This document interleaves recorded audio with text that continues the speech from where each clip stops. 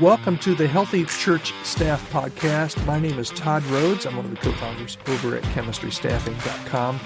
Today we're going to talk about an interesting subject, I think. It's church leaders who shade the truth.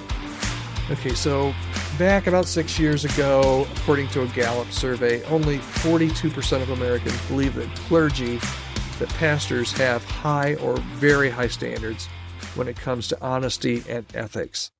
But that's all of America. What about those that identify as Christians? That number went up from a whopping 42% to, what do you think it was? 43%. It went up 1% from the people that identify as Christians. About 10% of Christians say that they consider church leader ethical standards as low or very low. So 1 in 10 Christians say that they really don't trust pastors. So why is this? I think there's probably a few reasons if we're really honest about this. The first one being the biggest, baddest stories of unethical clergy always make the news. And it's like the firefighter that's a closet pyromaniac or the cop that sells drugs on the side. The dichotomy between what a person is supposed to live up to as a pastor and what they actually do as a pastor makes for an interesting story. And in the church, there have been some whoppers, and they make national news. Just think about Jim Bakker and Jimmy Swaggart and Ted Haggard and Bill Hybels or James McDonald or everything that's going on at IHOP. And it's crazy. Those kind of stories make national news. And people who aren't Christians internalize these big media stories, and they just suppose that all pastors and churches and leaders are probably the same. One pastor falling has an effect on really every pastor in some people's eyes. And to be honest, I've been in ministry at some pretty high levels over the past couple of decades at times, and I've seen some mighty people fall.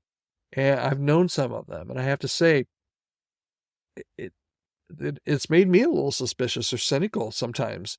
And if I said I wasn't, I wouldn't be telling you the truth. Every fall from grace does erode at trust. And as church leaders, we all suffer those consequences, at least to some degree, of other people's sins. So that's one reason. Another reason is many people just have not had a good experience with the church. They just haven't. They've been hurt or they've been burned by unliving Christians, by hypocrites, as they would call it, by pastors in the past. And quite honestly, they don't want anything to do with Christianity or the church. While I was in high school, my church took a really legalistic turn. And out of 50 kids in my youth group, I would doubt that there's even a handful that are still living in the faith. Many more that I know want absolutely nothing to do with the church. So the last reason I want to talk about, and this one might hurt a little bit because some leaders are simply not purveyors of the truth. Of course, they share the gospel on Sunday morning, but when it comes to their leadership, they often fall short. And this maybe goes back to the first reason too, but as I like to put it, they shade the truth. When you're put under oath, you're asked to tell the truth, the whole truth, and what? Nothing but the truth. Many church leaders just don't do that, don't do this. And the result many times is a group of people that lose their sense of trust in leadership. And I think the biggest way this happens is not by downright lying. That happens in the church, unfortunately. But I don't think that's the biggest way this happens. I think the biggest way that people lose trust in their leadership is when leadership starts telling partial truths and thus leaving out some part of the truth. And it's easy to do. It's a major temptation for church leaders. We can even go back as far as Abraham. Abraham had a beautiful wife. She must have been drop dead gorgeous. But when Abraham went to a new city, he told Sarah to tell the king that she was his sister. And that way the king would not harm Abraham. Instead, he would just take Sarah as his wife. That seems crazy, but awkward any way you go about it. But Abraham chose to conceal the truth that Sarah was not his wife. And he did this not just once, but twice. And we know all about that. Both times the kings became irate, and so did God. But here's the clincher. Think about this. Abraham didn't really lie. Sarah was actually his sister. Okay, actually his half-sister. So technically, Abraham told the truth, but he left out a huge piece of the truth, that Sarah was also his wife. And this is how half-truths happen with church leaders all the time. It's very easy to do, and sometimes it's even easier to justify. You tell the good side of things, but you leave out the bad. You tilt the facts in your favor, but you give incomplete information. And in order to get your way, now in Abraham's case, what he wanted was not to get killed. In order to get your way, you tell a half-truth. Incomplete stories to make you look good are lies. And people know it before you do, actually, a lot of times. And as soon as you try to determine what the meaning of is, it's too late. You've lost the battle of trust in your ministry.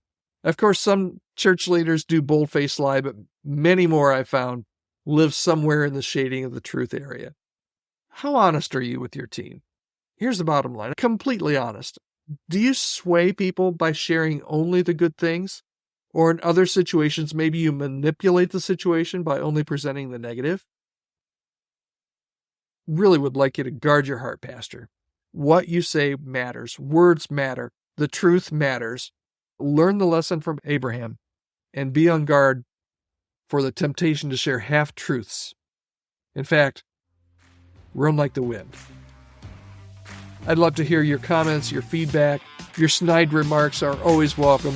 You can reach me anytime at podcast@chemistrystaffing.com to send me an email to podcast@chemistrystaffing.com.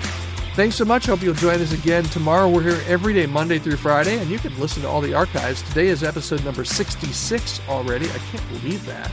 But so there's 65 previous episodes. If you're just new to the podcast, I should call it a Toddcast. That would be fun, wouldn't it?